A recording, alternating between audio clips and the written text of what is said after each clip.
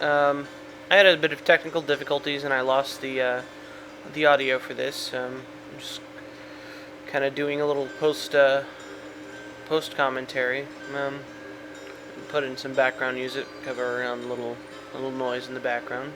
Probably noticed that in the other videos, but really nothing I can do about it except for try to minimize it as much as possible. Here I'm just kind of checking my vassals out. With disloyal vassals, you really... Oh, and I was pointing out that Tobruk had actually converted to Breton earlier, and I missed it. For the same reason I missed the audio, and I hadn't realized that I missed the audio yet. But when you have disloyal vassals, you really have to check on them. I do notice that two of my vassals have changed from basically being rebellious to being loyalists. You basically have to keep checking on them over and over because they could basically lose a lot of their loyalty at any moment. So you really have to, keep on top of it. And I basically do that several times throughout the video. I also note that Farama gets converted to Breton, and I didn't know that they could do that because the leaders are Breton. Oh, and here the leader is the Teutonic Order spawns. They can spawn pretty much anywhere along the Baltic coast in Lithuania down to Marienburg in Poland. And I just kind of go over what they do. They kind of beat up on the pagans there, and there's not all that much for them to do. But northern Lithuania's still got some pagans, and I note how well Sweden's done in converting Finland to Christianity, so that's pretty cool. They almost always miss those two provinces in northern Scandinavia, though. And then I'm looking at the Cumans, and then I notice Anna gets her education trait, the level 4, preeminence, and I make her my Chancellor. Later on she gets a bunch of offers of marriage, and I turn them down because she's the best Chancellor I have, and I don't want to. Here I actually think about marrying her off to somebody in my court, but I think better of it, I believe, because they're not Bretons. Okay, and Quina changes to Breton, which is nice.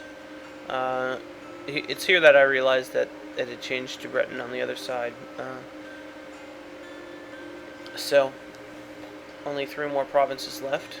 And now here I was wondering why the southern provinces and Nubia hadn't changed and Mecca had changed. I thought it would be a lot harder for it to do that since it was off the continent. But I guess it was a trade route thing. And I'm just going over...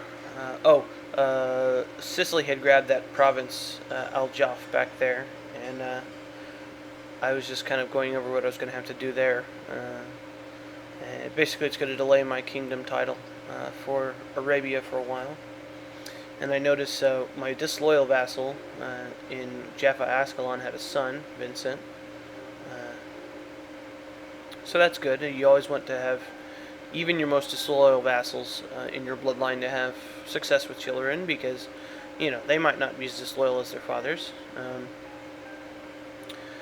So yeah. And here I believe I start going over the areas again and the provinces. I was kind of talking about what the Templars were doing, and then I start going over the guys again. I notice my reputation's down to 2.3, and that he was a enemy of Venice. So, and I check him again.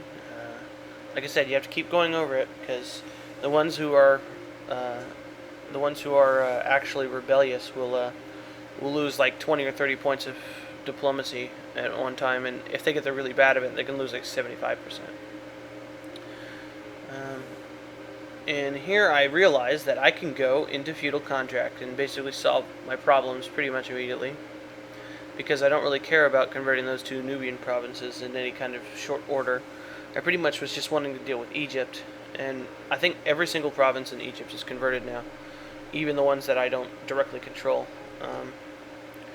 So that's good. And I think I realized, yeah, here I'm doing it. I go into change it to ecclesiastical balance rather than regal supremacy. royal prerogative and regal supremacy are something I don't normally do, because they give large penalties to your vassals and your armies and stuff. Feudal contract and ecclesiastical balance are usually what I'm in, because it gives you a nice balance of troops and money. And here I'm just kind of looking at, see if they're doing any converting, and they're not.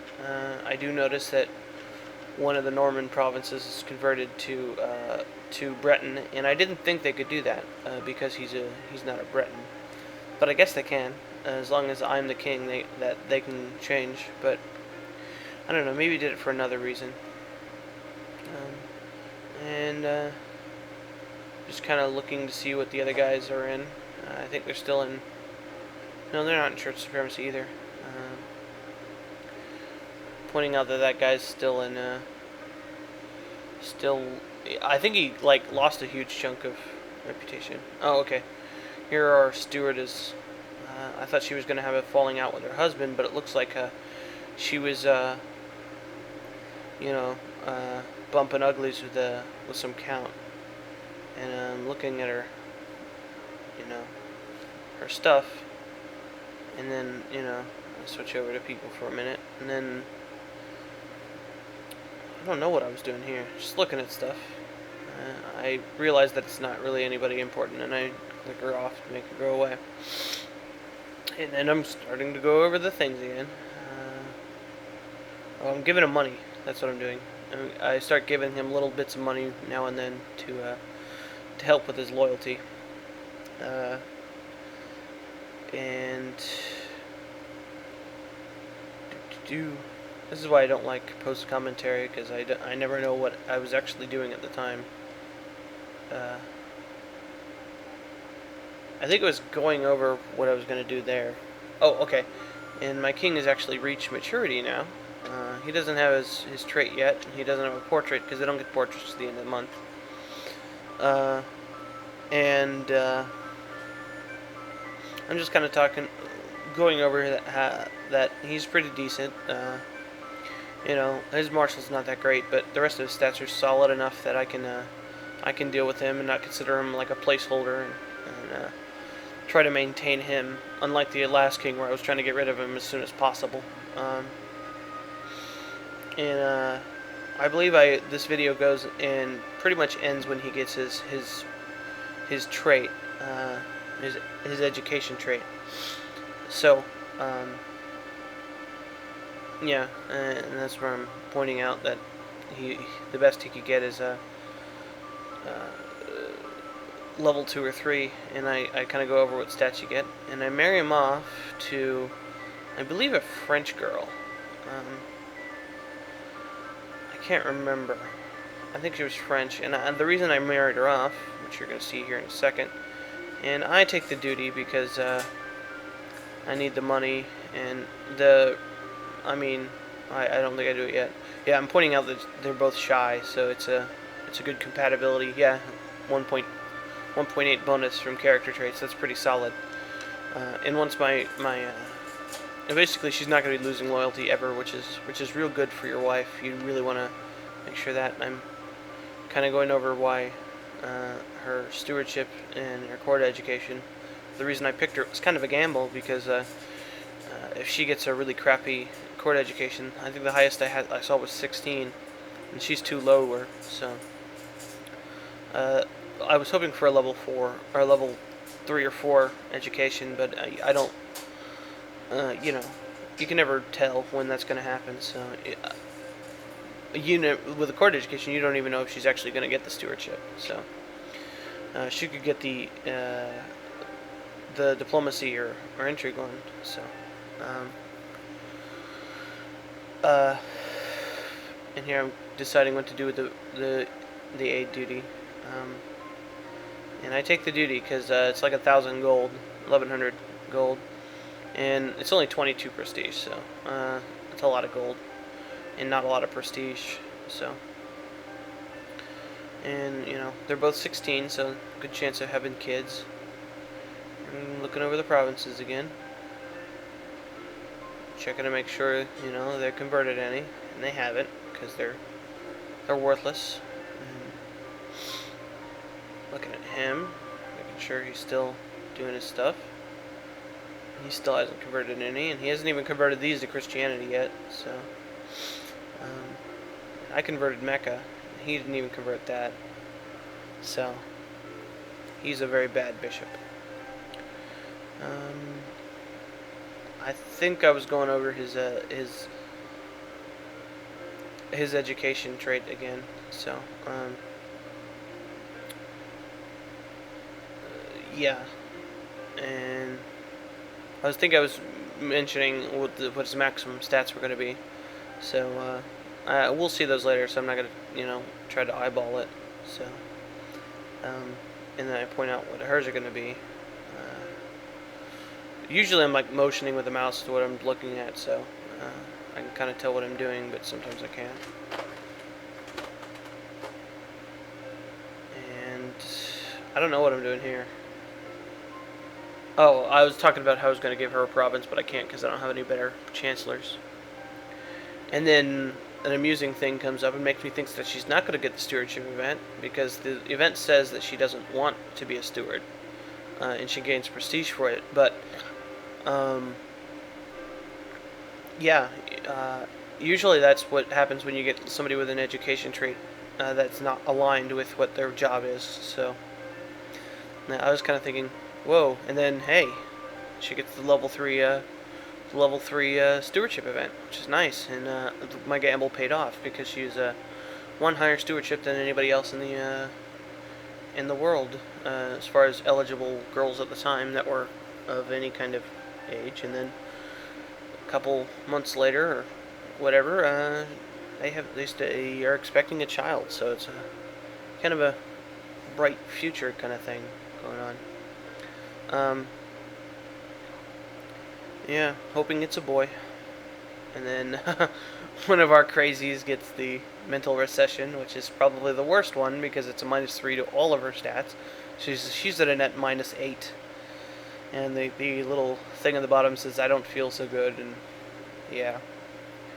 Okay, here's where Anna starts getting all of her people asking to marry her, and here's the Duke, and I really thought about it, because I get a lot of prestige for marrying her off to him, but I think, yeah, I decide against it, and Hamburg was recaptured by the Danes, so yeah, I decline, because I need her more than he does. Well, probably not more than he does, but I don't really care. And then there's his son. I forget whose that was. Michael, whatever. Michael's, I think. And here's another guy, another leader, asking to marry her. I decline him too, because he's just a podunk count.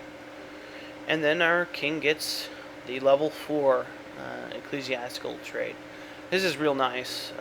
16 stewardships, real solid, or 16 intrigue and 14 stewardships, real solid.